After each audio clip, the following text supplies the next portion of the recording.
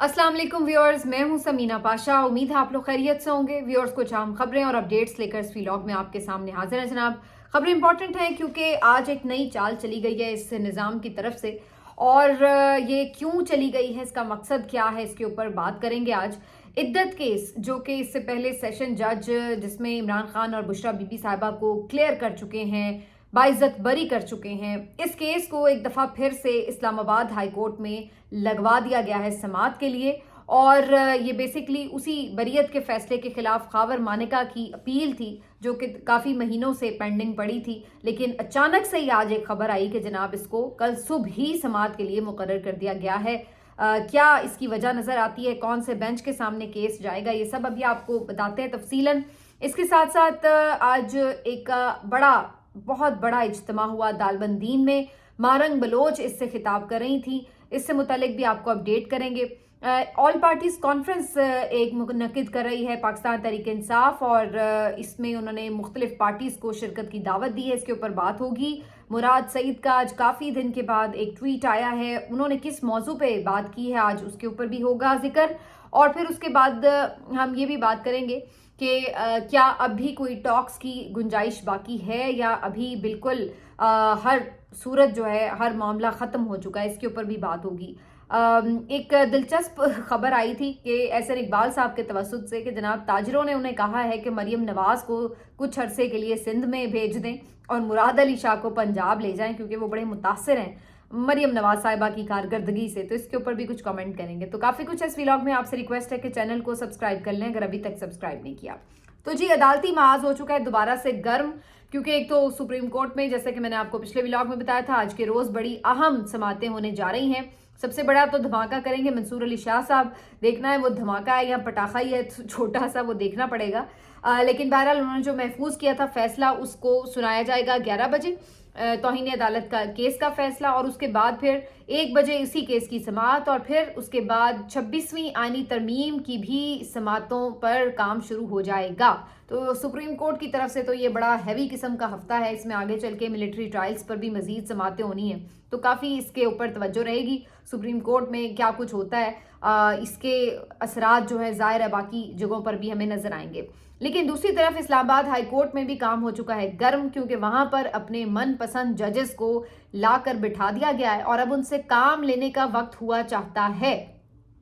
Junior जजेस हैं ये, अभी अभी अपॉइंट हुए हैं, लेकिन अभी से ही हाई प्रोफाइल केसेस उनके सामने लगा दिए गए हैं आते के साथ ही, और उसकी वजह कोई ढूंढना मुश्किल नहीं है। पहले ये काम थोड़े से लिहाज के साथ हुआ करते थे, थोड़ा पर्दा गिरा के हुआ करते थे, लेकिन अब सब कुछ ओपनली हो रहा है और किसी को इस बात की कोई फिक्र नहीं है कि जनाब कोई क्या कहेगा कि अभी तो ये जज आए हैं तो इनके सामने क्यों लगा दिया है, और ये जजेस क्या बैकग्राउंड रखते हैं, तो उंगलियां उठेंगी। तो अब ये तरद्दुद, ये तकल्लुफ करने की भी कोई खास खातिर खा एहतमाम नहीं किया जाता। अब कहते हैं जी ऐसा ही है, हम ही हैं और यही है, कर लो जो करना है। तो अब ये वाला जो फेज है वो इस वक्त आया हुआ है। तो इसी सिलसिले की एक कड़ी, जैसे कि मैंने आपको बताया था कि पहले तो तोशा खाना का जो बरीयत का केस था, जो अपील थी इमरान खान साहब और बुशरा बीबी साहिबा की, उसको लगा दिया गया जूनियर जज 10वें नंबर का बेंच, यानी जस्टिस इनाम अमीन मिन्हास के पास। और अब दूसरा एक और अहम मामला, यानी ये इद्दत केस, जो कि तकरीबन 5-6 महीने से ये अपील पेंडिंग पड़ी हुई थी, इसको लगवाया नहीं जा रहा था, और ये सारी चीज़ें संभाल के रखी जाती हैं ताकि बवक्ते ज़रूरत काम आए। तो अब इनको लग रहा है कि ये वक्त आ चुका है कि अब इस केस को दोबारा से खोला जाए, और ये किस्म का गटर है जिसका ढक्कन दोबारा से खोला जा रहा है। इसमें से अब आपको बदबू आएगी, इसमें से आपको ताफुन उठता नजर आएगा, इसमें आपके लिए सांस लेना मुश्किल होगा, आपको अपने अपने आप से, इस माशरे से, इस पूरे सिस्टम से कराहत आना शुरू हो जाएगी, और हर तरफ आपको गालियां नजर आएंगी, हर तरफ आपको किरदार कुशी नजर आएगी, और औरत का एकदम फिर से तमस्खर उड़ाया जाएगा, उसकी हर प्राइवेट बात को यूं चौक चौराहों में डिस्कस किया जाएगा जैसे ये सबकी एक हक है उसके ऊपर बात करना। तो ये अब घटिया किस्म का जो एक मंजरनामा इससे पहले भी हमने देखा है, ये दोबारा से शुरू करने की जिसने भी कोशिश की है उसके ऊपर ठीक ठाक किस्म की एक दफ़ा फिर हम कहेंगे डोनट्स वाली लानत हो। बहरहाल अब कहानी ये है जनाब के ये जो इद्दत केस है, خاور مانیکا صاحب اس پہ جان نہیں چھوڑے، اور بیسکلی وہ بھی آپ کو پتہ ہے ایک مہرہ ہی ہیں، لیکن ان مہروں کو بھی شرم نہیں آتی کہ یہ بار بار اس طرح استعمال ہوتے ہیں اور اس طریقے سے کسی کے ہاتھ میں کھیلتے ہیں، اور پھر صرف یہ نہیں کہ اپنی عزت گنواتے ہیں، اپنے سے جڑے ہوئے تمام رشتوں کو ایک گالی بنا کر رکھ دیتے ہیں۔ تو یہ اسی قسم کا ایک شخص ہے خاور مانیکا، جو کہ اس وقت اسی قسم کا ایک گھٹیا کردار بنا ہوا ہے۔ تو بہرحال جی انہوں نے یہ اپیل دائر کی تھی، اور اس کے بعد اب صورتحال یہ کہ یہ جو کیس ہے یہ نئے نویلے اسلام آباد ہائی کورٹ کے جج اعظم خان کے آگے فکس کر دیا گیا ہے سماعت کے لیے۔ اب اعظم خان صاحب کون ہیں جی؟ یہ وہی جج ہیں جنہوں نے اس سے پہلے اسی کیس سے متعلق، جب یہ اپیلیٹ کورٹ کے جج تھے، اس وقت اس کو قابل سماعت قرار دیا تھا۔ تو یہ وہ جج صاحب ہیں جو کہ پہلے ہی اس کے اوپر ایک سماعت کر چکے ہیں، اور انہوں نے اس کیس کو نہ صرف یہ کہ قابل سماعت قرار دیا، پھر اس کے بعد آپ نے دیکھا کہ اس کیس کے اوپر جو ہے وہ پھر پہلے سماعت ہوئی، اور اس کے بعد جو افضل مجوکا سیشن جج ہیں انہوں نے پھر اس کیس میں عمران خان صاحب اور بشرا بی بی صاحبہ کو بری بھی کر دیا تھا۔ ابتدا میں اس پہ سماعت ہوئی تھی، جو آپ نے سنا تھا کہ ڈیالہ میں جب انہیں 7 سال کی سزا بھی ہوئی تھی، لیکن اس کے بعد پھر سیشن کورٹ میں ان کو دونوں کو اس کیس میں بری کر دیا گیا تھا۔ لیکن اس بریت کے خلاف اب خاور مانیکا صاحب جب دوبارہ اپیل لے کے اسلام آباد ہائی کورٹ گئے تو ان کی یہ سماعت فکس کی گئی ہے اپنے فیورٹ جج لانے کے بعد اعظم خان کے پاس۔ یعنی انہیں پتا تھا کہ اسلام آباد ہائی کورٹ میں جو باقی تمام ججز ہیں، ماں سوائے عامر فاروق صاحب کے، جتنے بھی باقی ججز ہیں، کیونکہ وہ آزاد ججز ہیں، وہ کوئی ڈراوے یا دھمکاوے میں آ کے کسی قسم کا کوئی غلط فیصلہ بھی نہیں دیں گے، اور شاید وہ پہلی ہی 1-2 سماعتوں میں اس کو اڑا کے باہر پھینک دیں، تو لہٰذا ان کے سامنے یہ اپیل لگائی ہی نہیں جا رہی تھی۔ اور جب اب اپنے من پسند ججز آ چکے ہیں تو اس کے بعد یہ والی کیس جو ہے، یہ والا جو کیس ہے دوبارہ سے لگا دیا گیا ہے، اور اس کیس میں جو ہے آج اب آپ اندازہ لگائیے کہ اعظم خان صاحب کے پاس لگایا گیا تو اس کا مقصد کیا ہے۔ اب یہ تو اس کا ایک سامنے کا جو ایک ایلیمنٹ ہے وہ ہمیں نظر آ رہا ہے، اور اس میں جو زیادہ سب جس بات کے اوپر تکلیف محسوس کرے وہ یہی ہے کہ ظاہر ہے پھر سے آپ اس کیس میں سماعت کریں گے، پھر سے وہی غلاظت دوبارہ کھلے گی جس کو پہلے بڑی مشکل سے بند کیا گیا تھا۔ لیکن اس کے پیچھے اب کیا ہے؟ اس کے پیچھے جو نظر آتی ہے وجہ کہ کیوں اس کیس کو دوبارہ سے لگایا جا رہا ہے، تو اس سے 2-3 آپ نتائج اخذ کر سکتے ہیں۔ پہلی چیز تو یہ ہے کہ ایک دفعہ پھر سے عمران خان کو انڈر پریشر کرنے کے لیے یہ حربے اور یہ ہتھ کنڈے دوبارہ سے آزمانے کی کوشش کی جا رہی ہے، کیونکہ انہیں پتہ ہے بیسیکلی کہ عمران خان بشرا بی بی صاحبہ کے حوالے سے جب بات ہوتی ہے ان کے کردار پر، ان کی کردار کشی کی جائے، ان کے اوپر کیس بنایا جائے، ان کو رسوا کرنے کی کوشش کی جائے، تو یہ چیز ان کو ہرٹ کرتی ہے۔ تو دوبارہ سے اسی جس کو کہتے ہیں نا، اسی جگہ پر چوٹ لگانے کی کوشش ہے کہ جہاں انہیں پتہ ہے کہ انہیں تکلیف ہوتی ہے۔ تو ایک تو یہ بڑی واضح بات ہے کہ اس لیے اس کیس کو دوبارہ سے منظر میں لے کر آئے ہیں۔ دوسری اس کی ایک وجہ یہ بھی بظاہر نظر آتی ہے کہ جب آپ کو کچھ اور نظر نہ آ رہا ہو تو پھر آپ اسی قسم کے ہتھ کنڈے آزما رہے ہوتے ہیں۔ القادر کا جو بھی فیصلہ آیا ہے، جس طرح سے اس کے بعد چیزیں آئی ہیں، اس میں بظاہر یہ نظر آ رہا ہے کہ یہ فیصلہ سسٹین رکھنا اسلام آباد ہائی کورٹ میں خاصا مشکل ہو جائے گا۔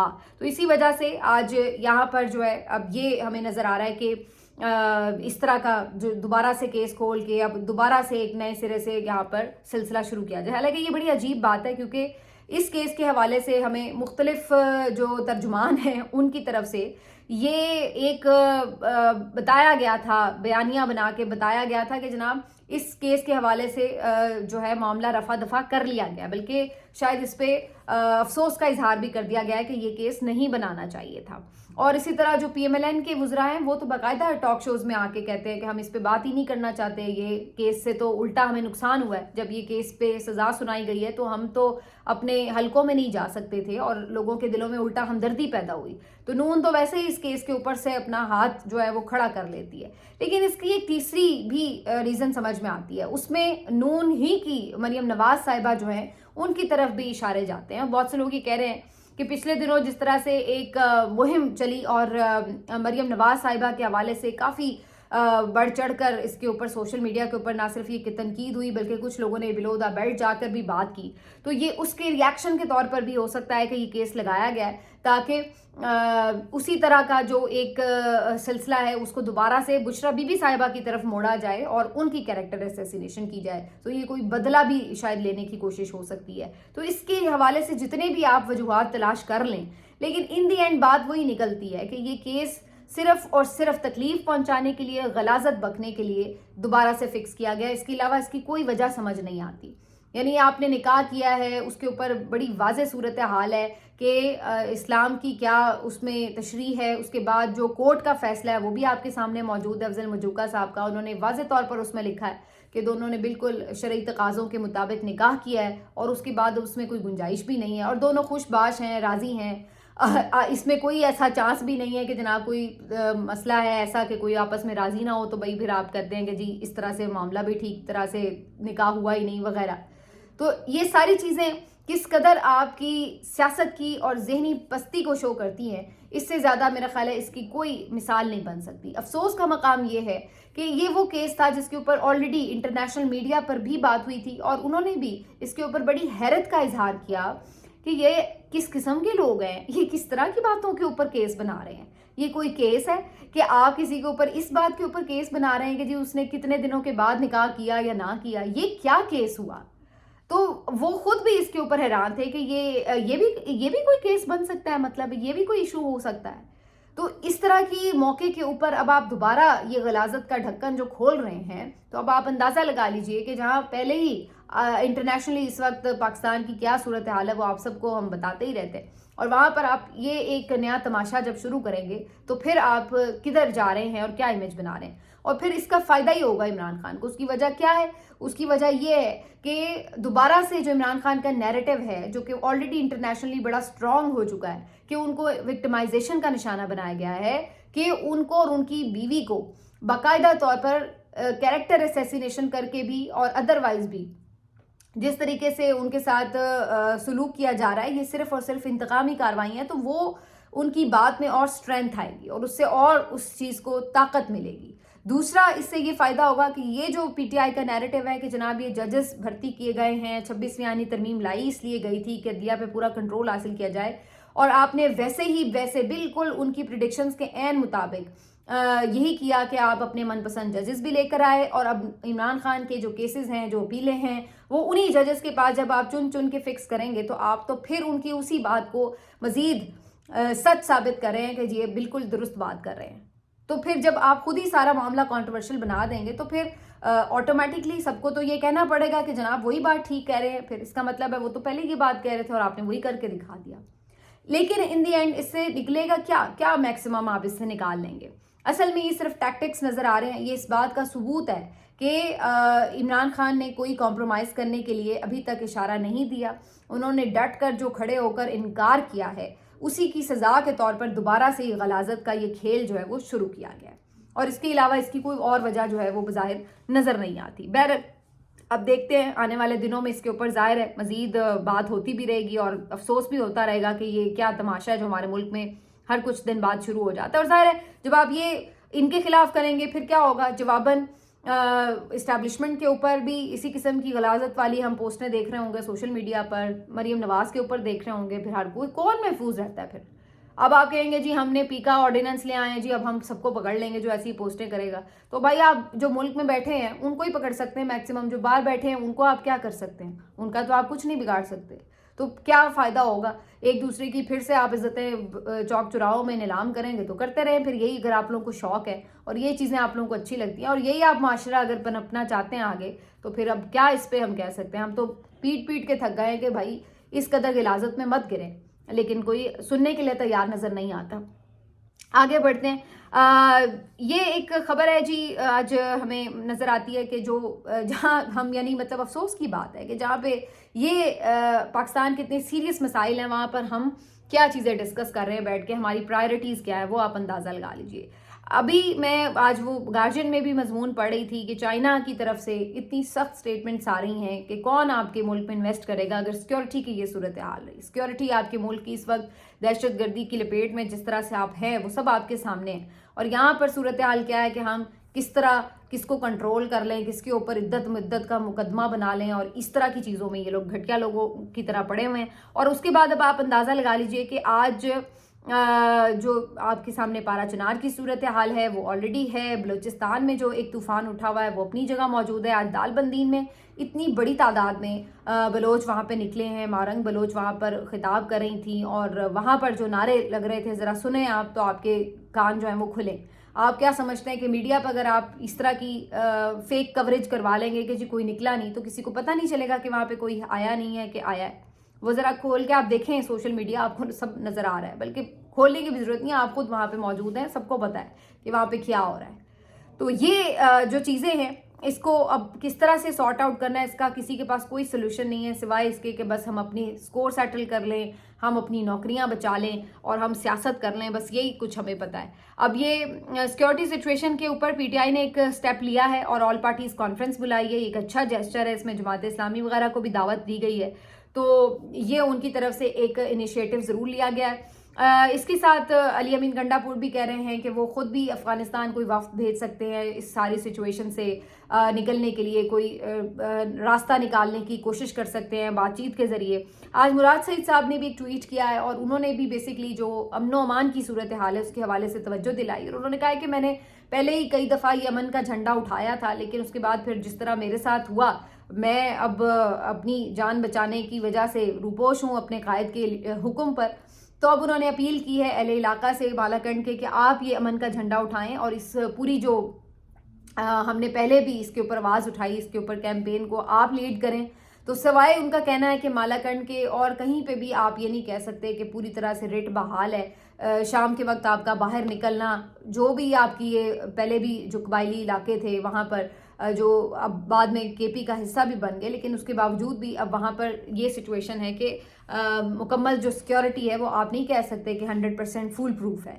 تو یہ ساری چیزیں ہیں. اور اس کے بعد جو دوست ملک ہیں وہ یہ پریشان ہیں کہ ہم کیسے اس ملک میں آ کے انویسٹ کریں کہ جہاں پر سیکیورٹی کی یہ سچویشن ہے. یعنی آپ کے اب جو باہر کے لوگ آئے ہوئے انویسٹرز ہیں, انجینئرز ہیں, وہ تک بھی محفوظ نہیں ہیں. اور یہاں ہماری پرائرٹیز آپ دیکھ لیں. اب میں کیا بار بار اس کے اوپر بات کروں. اور پھر اس کے بعد جو ایک اور اس میں سٹوری ہے وہ بڑی امپورٹنٹ ہے, وہ یہ کہ بات چیت جو ٹی آئی کر رہی تھی اس کے اوپر بیرسٹر گوہر کا یہ سٹیٹمنٹ ضرور آیا ہے کہ اب بھی اگر حکومت کمیشن بنانے کے حوالے سے کوئی انڈیکیشن دے, کوئی اس پہ پازیٹیوٹی شو کرے, تو ہم عمران خان صاحب سے فردر بات کر سکتے ہیں کہ چلیں جی وہ اب بنا رہے ہیں تو ہم کچھ ان سے دیکھ لیں معاملات. یہ وہ اگرچہ بالکل ہم ختم کر چکے ہیں, مذاکراتی کمیٹی بھی ختم ہو چکی ہے, جب تک عمران خان نے جب منع کر دیا کہ بات نہیں کرنی تو ہم نہیں کریں. لیکن اگر حکومت کی طرف سے کوئی ایسا جیسچر نظر آتا تو ہم اسپیشل ریکویسٹ کر سکتے ہیں خان صاحب سے کہ وہ دوبارہ سے اس کو دیکھ لیں. تو یہ ایک ہلکی سی کھڑکی ضرور کم از کم بیرسٹر گوہر نے کھولی ہے, لیکن اس سے کوئی فائدہ اٹھانے کا مجھے تو ماحول نظر نہیں آ رہا. اس کھڑکی کے بعد ہوا یہ کہ عدت کیس کھل گیا ہے, سوائے اس چیز کے کہ مزید آپ ڈارکنیس کی طرف گئے ہیں. مجھے نہیں لگا کہ کسی میں کوئی پازیٹیوٹی نظر آئی ہے کہ چیزوں کو بہتر کرنا ہے. اس سے تو یہی اندازہ ہو رہا ہے کہ چیزوں کو مزید خراب کرنے کی طرف ہی لے کے جانے کا پلان ہے. بہرحال اس سب کے بعد آخر میں جی ایک سٹوری یہ آج بڑی مزیدار پڑی ہے. احسن اقبال صاحب کہتے ہیں کہ جی کراچی کے جو تاجر ہیں وہ مریم نواز سے بڑے متاثر ہیں. انہوں نے کہا ہے کہ جی کچھ عرصے کے لیے مریم نواز کو ادھر کا چیف منسٹر بنا دیا جائے اور مراد علی شاہ کو ادھر بھیج دیں. تو اس کے اوپر جو ہے وہ سندھ کی طرف سے بھی ترجمان جو سندھ حکومت ہے ان کی طرف سے بھی بڑا سخت رد عمل آیا, اور انہوں نے کہا ہے کہ ایسی کوئی فرمائشی باتیں کروا کے جو ہے آپ انڈرمائن نہیں کر سکتے. سب کو پتا ہے کہ سندھ میں کیا صورتحال ہے اور پنجاب میں کیا صورتحال ہے. تو وہ جو پی ایم ایل این کی اور پیپلز پارٹی کی وہ لڑائی جو ہے جو دکھانے کی ہوتی ہے اور اس کے بعد اندر سے پھر سب کو چپ کر کے اچھے بچے بنا کے بٹھا دیا جاتا ہے, تو وہ چلتی رہتی ہے. لیکن بیسکلی بعض اوقات آپ جو اوور امیج بلڈنگ کر رہے ہوتے ہیں اس میں پھر کبھی کبھی جو آپ کے دوست ہیں وہ بھی رگڑے میں آتے ہیں, اور پھر اسی وجہ سے مراد علی شاہ کو جب رگڑنے کی کوشش کی تو ان کی طرف سے بھی اس طرح کا جواب آ گیا. انٹرسٹنگ ہوگا جب یہ دوبارہ سے ان کی آپس میں علیحدگی ہوگی اور پھر جو ہم ان کے ایک دوسرے پہ تانے بازیاں سنیں گے تو انٹرسٹنگ ہوگا دیکھنا. لیکن بہرحال یہ تو سب ایک ہی تھیلی کے چٹھے بٹے, ہمیں نظر آ رہا ہے کہ ان کی سیاست کیا ہے اور ان کا نظریہ کیا ہے. بیسکلی یہ سب اس وقت ایک ایلفی سے جڑے ہوئے ہیں اور وہ ایلفی فی الحال تک تو ان کو جوڑے ہوئے ہے، وہ کب تک اپنی ضرورت کے مطابق جوڑے رکھے گی وہ دیکھنا ہوگا. لیکن بہرحال جو ابھی ایک منظر نامہ ہے اس میں تو بظاہر یہ نظر آ رہا ہے کہ فردر ابھی ایگریشن کی طرف معاملہ جائے گا، کیونکہ ظاہر ہے کہ جب آپ یہ حرکتیں کریں گے تو پھر آگے سے عمران خان کا بھی جواب تگڑا ہی آئے گا. تو پھر جب اس کا جواب تگڑا آتا ہے تو پھر بہت برا لگتا ہے. پھر کہا جاتا ہے کہ جی یہ تو بڑی سخت باتیں کرتا ہے، یعنی اپنی حرکتوں پہ کوئی غور نہیں کرتا یہاں پر، لیکن ان حرکتوں کے نتیجے میں جو ریاکشن آتا ہے اس کی بڑی تکلیف ہوتی ہے. یہ ہے اس وقت کل صورتحال. ملتے ہیں آپ سے اگلے ویلاگ میں، اپنا خیال رکھیے. اللہ حافظ.